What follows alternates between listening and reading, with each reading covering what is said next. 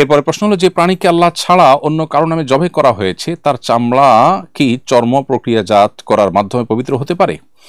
কোনো প্রাণী আল্লাহ ছাড়া অন্য কারো নামে জবাই করলে সেটি খাওয়া আমাদের জন্য হালাল নয়, কিন্তু আল্লাহ ছাড়া অন্য কারো নামে জবাই করার পর তার চামড়া যদি যথাযথ নিয়মে প্রক্রিয়াজাত করা হয় তাহলে সেটা ব্যবহার করা যাবে, সেটা পবিত্র হয়ে যাবে।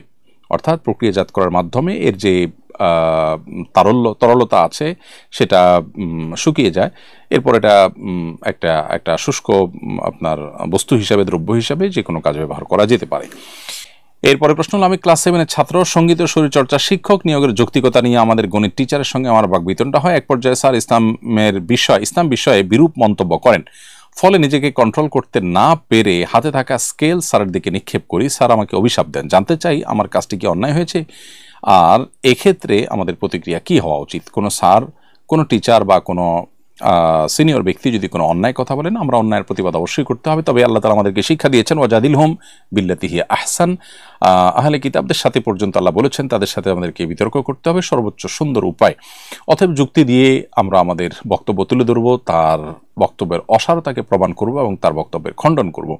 কিন্তু তাই বলে তার দিকে কোনো কিছু ছুঁড়ে মারা আমাদের জন্য অনুচিত, কারণ সে তাকে আহত করতে পারে, তিনি ফিজিক্যালি অসুস্থ হতে পারেন বা ইনজুর্ড হতে পারেন, যেটার ফলে আমার উপরেও দায় আসতে পারে।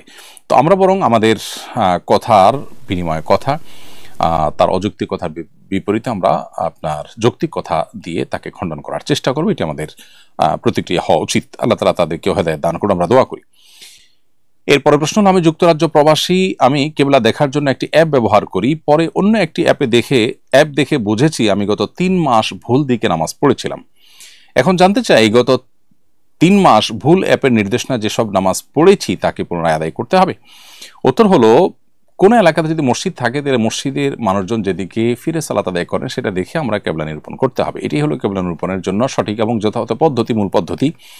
সেটি যদি কোনো জায়গায় করা না যায়, সেই স্কোপ যদি না থাকে, তাহলে সেক্ষেত্রে কম্পাস ইত্যাদির ব্যবহার করা যেতে পারে, বিভিন্ন অ্যাপস ইত্যাদির সহযোগিতা আমরা নিতে পারি।